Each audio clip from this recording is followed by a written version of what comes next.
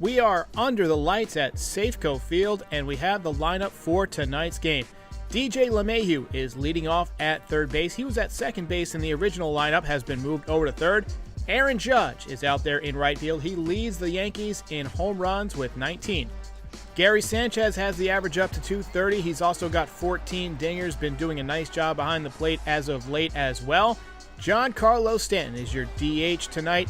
He is second on the team in home runs. Luke Voigt has just 3 home runs and 7 ribbies so far this year. Looking to get going. He is at first base. Gio Urshela is your shortstop for tonight's game. Gleyber Torres not in the lineup, probably getting a few days to iron out the kinks. As far as I know, he's not injured. Rougned Odor is back in there at second base tonight, adding a little bit of lefty pop. Miguel Andujar is out there in left field. He's my pick to click. More on him in just a moment. And Tim LeCastro out there in center field, the speedy Tim LeCastro. And on the mound, Jameson Taillon, the 6'5", 230-pound, 29-year-old, is 3-4 with a 5.43 ERA in 15 starts, 69 2/3 innings, 73 strikeouts, a 1.364 whip. He's been pitching a little bit better lately, still having a difficult time getting deep into the game. We'll see how he does tonight. My pick to click tonight is Miguel Andujar. I just think that off of Justice Sheffield, Miguel Andujar is a good matchup. He's been swinging the bat pretty well lately, so he is my pick to click for tonight's game. Quick word from our sponsor, and then I'll be back with the live portion of tonight's broadcast. Are you listening? Gentlemen, summer is here. Are you ready to unveil your beach bod? Well, you're in luck. Our friends at Manscaped just launched their 4th generation performance package, which includes the Lawnmower 4.0. You heard that right, the 4.0. Complement your summer bod with a trim from the leaders in male grooming. The sun is shining and calling your name, fellas. Join the 2 million men who trust Manscaped and get ready for hot guy summer by going to manscaped.com for 20% off and free shipping with the code NYY Recaps. Manscaped is even throwing in 2 free gifts to their Performance Package 4.0, the Manscaped Boxers and the Shed Travel Bag. Bring your comfort and boxers to the next level. Once again, get 20% off and free shipping with the code NYY Recaps at manscaped.com. That's 20% off and free shipping with NYY Recaps at manscaped.com. Escape the shrubs and weeds this summer and shine with Manscaped.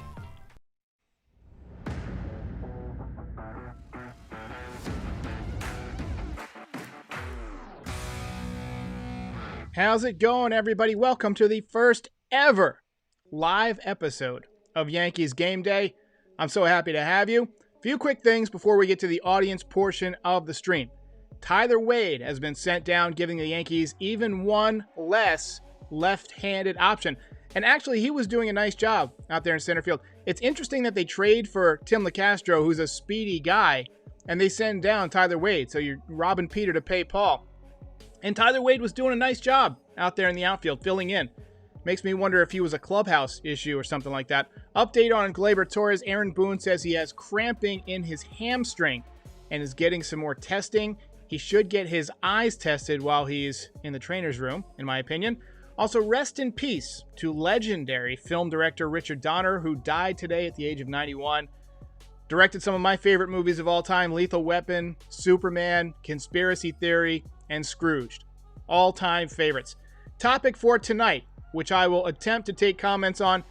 Do you think the Yankees should be buyers or sellers at the deadline? Who do you want them to get, and who do you want them to trade? Let's get it on. Aryav Voss says, whoops, I lost it. He says to call up Park. Call up Park. I don't disagree with you. I think that Park would be a nice addition. I want to see what this kid can do. He's really mashing in AAA. Now, the rumor is that the AAA teams are using the balls from last year. But that doesn't answer the question. Should the Yankees buy or sell? Ricky Vigiani says, sell. Dun, dun, dun, dun. I don't disagree with you. I haven't made up my mind 100% if they should buy or sell. I think this week is going to be a big test. They take on the Mariners, and then they take on the Astros, and then coming out of the break, they play the Red Sox and the Rays a lot. And so you could realistically be within 5 games or so, if you play well going into August. That's not that bad. But you could also be 15 back. And you're not coming back from 15 games back. Unhinged says, my hamstring is kind of cramping too. That's because you're getting old now, man. What are you, 21? Pat in the house. All right, so Diego Gonzalez also says sell. And Brendan says sell. Frank Seritis echoes some of my thoughts. He says that he hopes that Hoi-Jun Park isn't one of those quadruple A players that are great in triple A but can't play in the big leagues. We've seen that recently on this Yankees team. Mike Ford was one of those guys. Mike Ford came up and did a great job with the bat a couple of years ago, but we're seeing now why it took so long for him to get called up. He really struggled, eventually got traded to the Rays. I hope that Park isn't one of those either. I guess that's, what we're waiting to find out. Vincent Capello says trade for Adam Frazier. I love Adam Frazier. I did a video on him way back. I think he would be a great pickup. I don't know if the Yankees are going to make that kind of move. Danny Corner says, why is Odor playing? Well, at the last minute, we found out that Gleyber Torres is out of tonight's lineup with hamstring cramping. So he was in the original lineup and Odor was not. But that lineup came out from Max Goodman. He said that it was posted on the wall in the clubhouse. And we found out about an hour ago that the Yankees are sitting Gleyber Torres down tonight and starting Odor. So my guess is it's just because of the hamstring issue. MMS says Dominguez looked good. Martian. Danny Corner says bye. So a lot of teams are kind of in the same predicament as the Yankees right now. The Cubs are 42 and 43. They're 8.5 back. Do they want to go for it and make a run at Milwaukee? Milwaukee's playing really well. They're 51 and 35. The Dodgers obviously are going to be in buy mode. Oakland is nipping at their heels. And even Seattle, who we're playing tonight, is 45 and 40.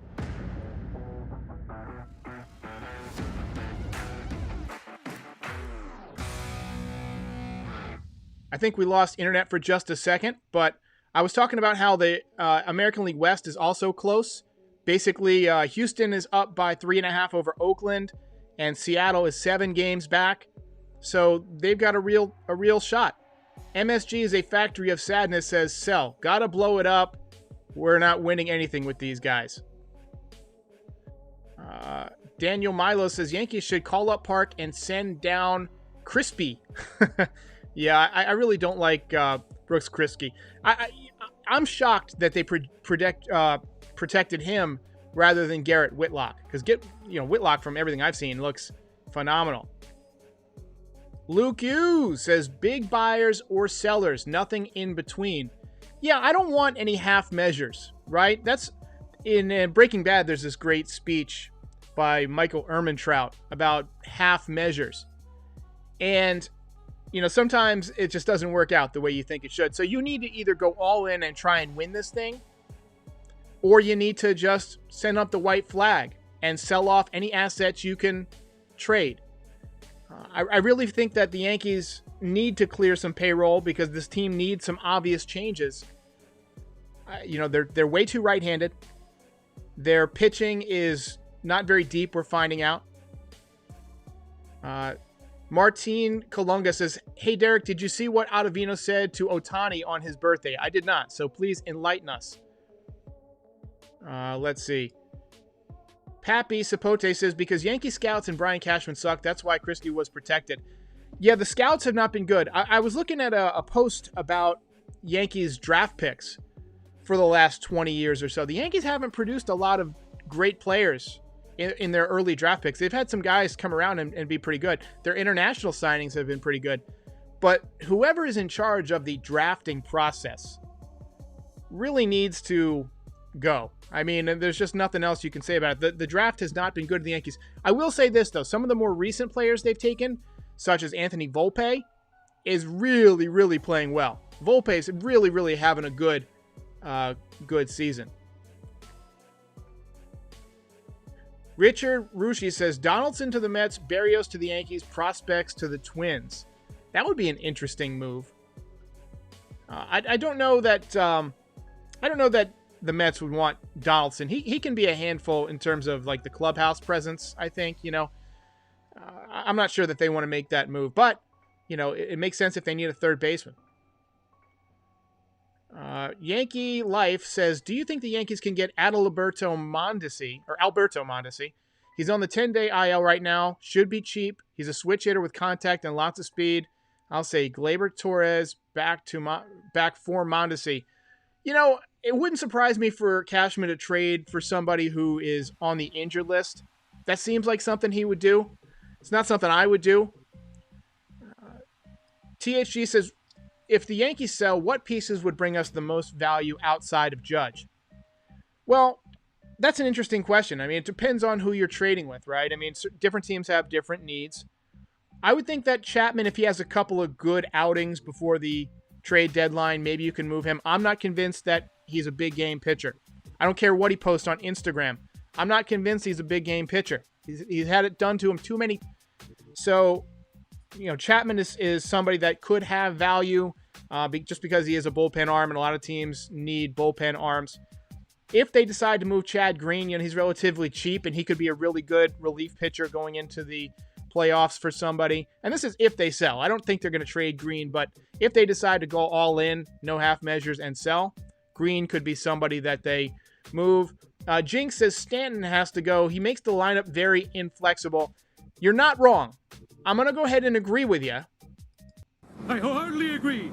However, it's really difficult to move him because he's got that full no trade clause. He makes a lot of money, and he can't play the outfield. So you're limited to trading him to the AL. 2 teams he wants to go to. I think you could probably get him to accept Oakland, honestly, but you'd have to pay a ton of his contract anyway. Jesus Chavez says, if we trade for Berrios, add Kepler to the package. Nobody messes with the Jesus.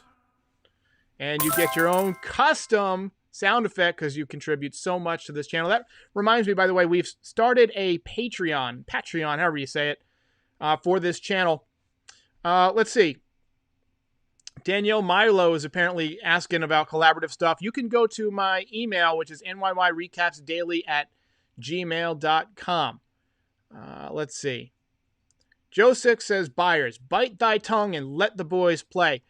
I want to propose something interesting. The Yankees did something in 2016 when they were faced with a similar situation.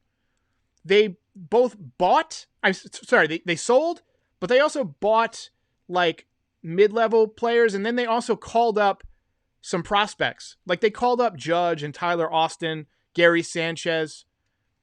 What if they went out and got rid of some of their bigger assets and just rolled the dice that the Luis Medinas and the Luis Heels and the Hoyjun Parks, pronounce that wrong, and the Trey Ambergis, let's say you just kind of gambled that those guys could go on a run.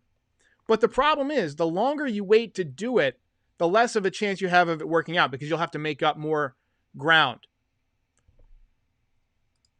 Tanacho says, do you think we can get Trevor Story and put Gleyber Torres at second base? I don't think the Yankees want to take on that contract. I know that the fans would love it. He's a good shortstop. He can hit a little bit, but I just don't think that will happen. Although I do think that Gleyber Torres would be a better second baseman than he is a shortstop. Hey, we got another dono from Sean Jester.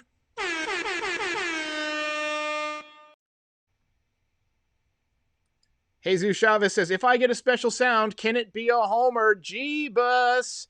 Let's see, what do I have? How about a John Sterling? Let's see. I don't have a homer from John Sterling. I'll add something for you. But for now, you get no one messes with the Jesus. Nobody messes with the Jesus. Richard Risucci says, put Stanton in left. Stop it already. Thank you. Let's see what the guy can do. Just put him out there and let him run. He said that his goal, he's building his body up to play the outfield in the National League parks, should they go back there and him, be eligible to play, not be on the injury list or whatever. He wants to be in the lineup and play the outfield. Great. You shouldn't have to build yourself up to play outfield. As a professional athlete, you really shouldn't have to build yourself up to play outfield. Spicy Interior says, where is the rich guy? Something occurred to me, by the way, shout out to SB Games, is that, just because someone is spending a lot doesn't necessarily mean they're rich. This could have been somebody who, had his mom's credit card or something. I don't want to, but I hope he comes back. I would love it. Unhinged says, I want my dono sound to be Brett Gardner recreating Lou Gehrig's Luckiest Man speech. Yankee life with the dono. Appreciate that.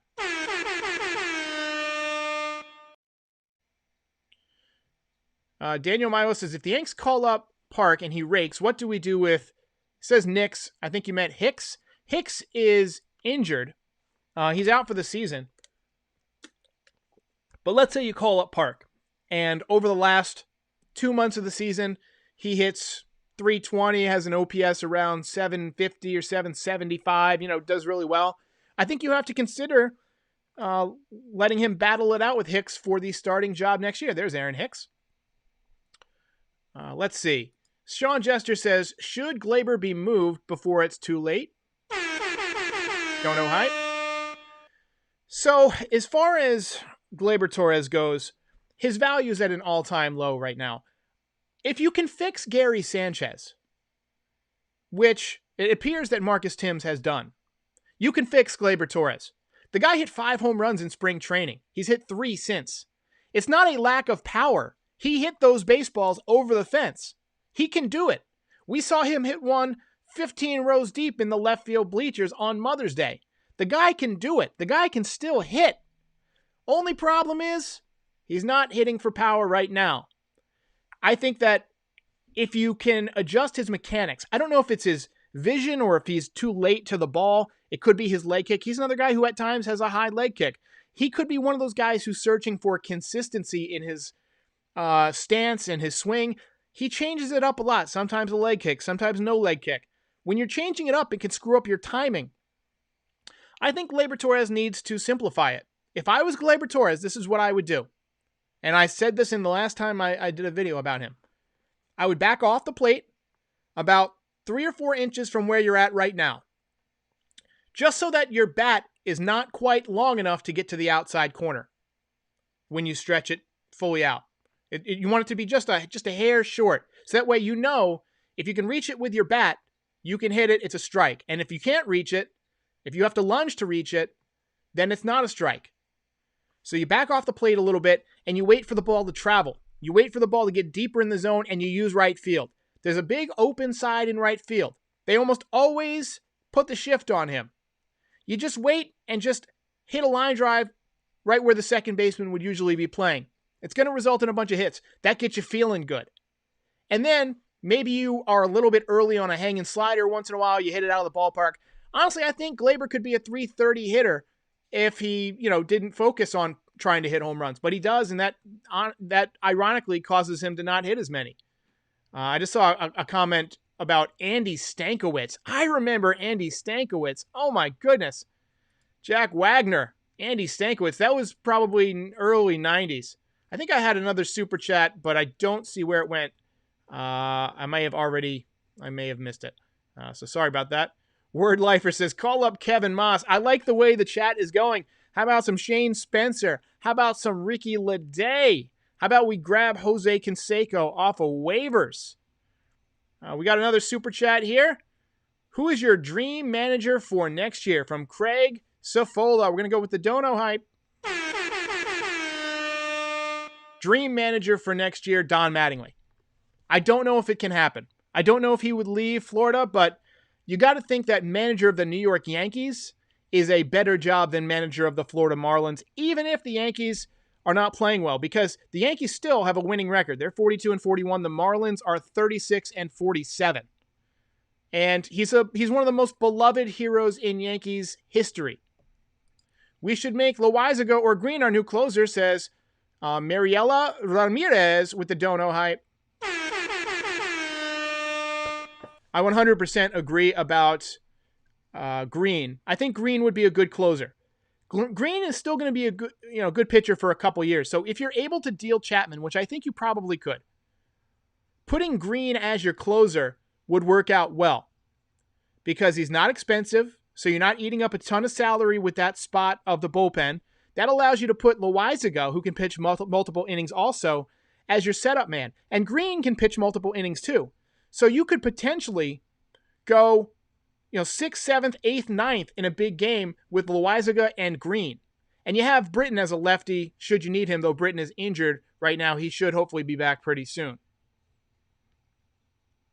Somebody else wants Buck Showalter. I like Buck Showalter. Lori C says, called up the ghost of Bobby Mercer. Word Lifer says, trade for Jesse Barfield. I'm getting some nostalgia. I remember Jesse Barfield had a rifle for an arm.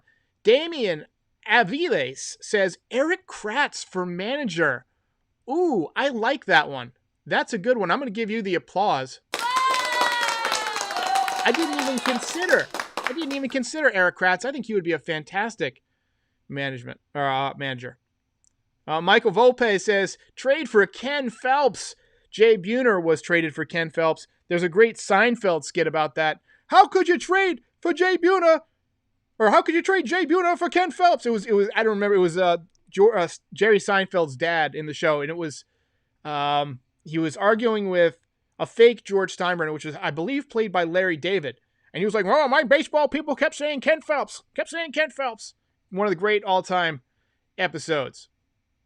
Yankee Life says, we need a Robinson Cano. 100% agree. Johnny Gonzalez says Carlos Beltran as the new manager. Excellent. I like that. Vincent Capello also doubles down on Carlos Beltran. I think Beltran would be a fantastic manager. Hey, before we get too far, and I see a couple other good retro comments. Jack Clark, awesome. Randy Velarde. Tomorrow night I'll be doing the live pregame like tonight at 8:30 p.m. But then at 9 o'clock, I will be on Pat's channel, Unhinged New York, for the 643 DP podcast. So tune into that. I will post some clips and things like that from our discussion. Richard Risushi says, Mattingly 3-year deal, do it. 100%. Yes, I agree. Ryan Camper says, Jorge Posada for manager. Jorge Posada, I hear, works for the Marlins and Derek Jeter. Derek Jeter is one of his best friends. MMS says, hire David Cone, fire Matt Blake. I think Matt Blake's doing okay. He's right now struggling to adjust to not being able to tell everybody to just put some sticky stuff on the ball. But he seems to be good at shaping pitches and things like that. I think that Matt Blake is a good pitching coach. Ricky Vigiani says CC Sabathia for manager. I want to give a shout out to CC Sabathia. He's got a new book that is coming out. It might be out now because he's signing copies. It's called Till the End. And apparently it's about his life. I haven't read it yet, but when I do, I will do a review. Just a few more things. Okay, so we had some questions on the channel on the new format. So the pregame show will be like this. It'll be the live stream. I feel a lot more energized doing it while I'm wide awake rather than at 11 or 12 p.m. And there's a lot more people around online this time of night. Even though it hasn't, this has not been a humongous broadcast, I'm going to lose viewers by not doing my live streams after the game. I'm aware of that. A few people have pointed that out to me, but it is what it is. I got to do the videos that are easy for me to create around my lifestyle because I do work full time. If this was my full-time gig, it would be a different story. I'd be able to do a live post-game after every episode. And maybe one day we'll bring that back.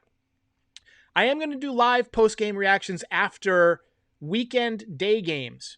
So, if it's like a 4 o'clock game this Sunday, I believe, the game will be over early enough that I can do a live reaction.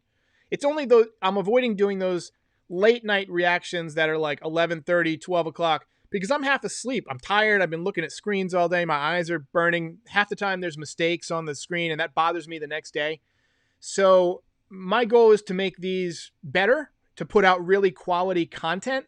And that means doing more of these in the pregame. And then the morning after, Most mornings probably, I probably won't do it after like an 11-0 loss or whatever, but if the Yankees win for sure, I'll do a morning Yanks, which will award the belt, which you guys can vote on my Twitter channel, on my Twitter feed or whatever. Just, I'll put up a poll. Just follow me at Musings of Derek. If the Yankees win, I will put up a thing who gets the belt. And then you can just vote on it, and then the belt winner will be awarded the next morning. And then I'll show the highlights, very quick highlights, what I can grab. With sound. I'm not going to talk over them. And then that'll go into a reaction, which is me in front of the camera, kind of like on Yankees Gameday, for about 2 or 3 minutes. Enough for me to get through just a couple of things that I noticed in the game. And then we're going to do something different. We're adding in a farm report every single day. So now that we've got a minor league season going on, we've got some real stats that matter.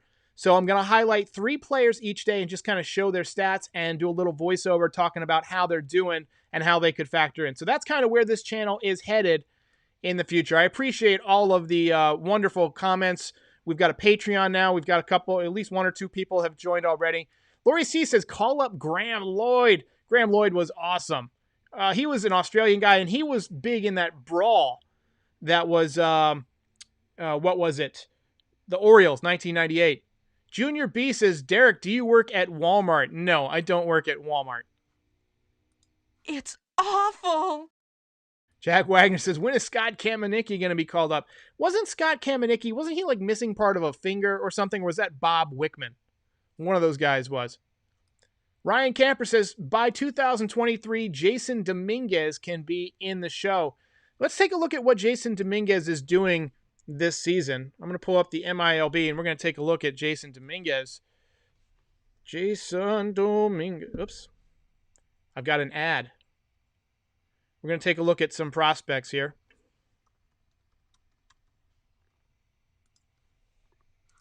Okay, so we're going to go to share screen.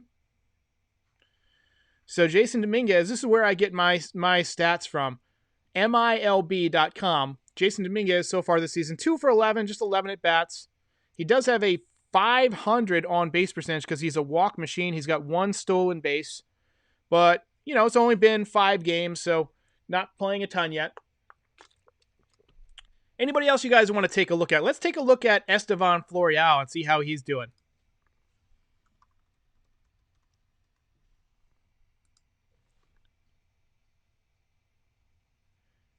Let's see.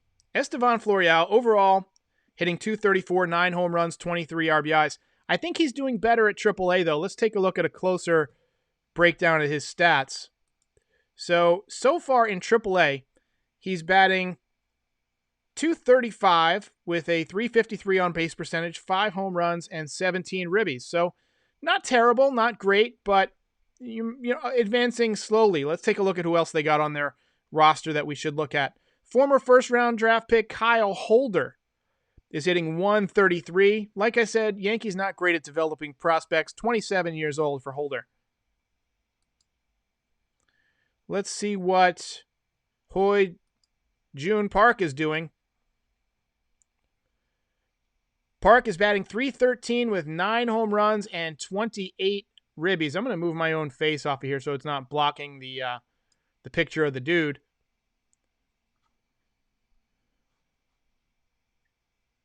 Let's see. Nick Santiagelo says Floreal is starting to adjust. I agree. Let's take a look and see who else we got down here at AAA. Now Tyler Wade down here at AAA. Obviously has not done much yet. Our old buddy Adam Warren is at AAA. Let's see what he's doing. Adam Warren has appeared in 14 games, started 24 innings, 2.96 ERA. So not terrible, not great. All right, everybody, we're going to call it a night. I appreciate everybody who joined and who donated and all of that good stuff. I'll be back with Yankees game day before pretty much every game. I'm going to try and do 90 minutes before the game starts, come on with the lineup and the starting pitcher. By the way, if you missed it, let's go through the lineup and starting pitcher one more time.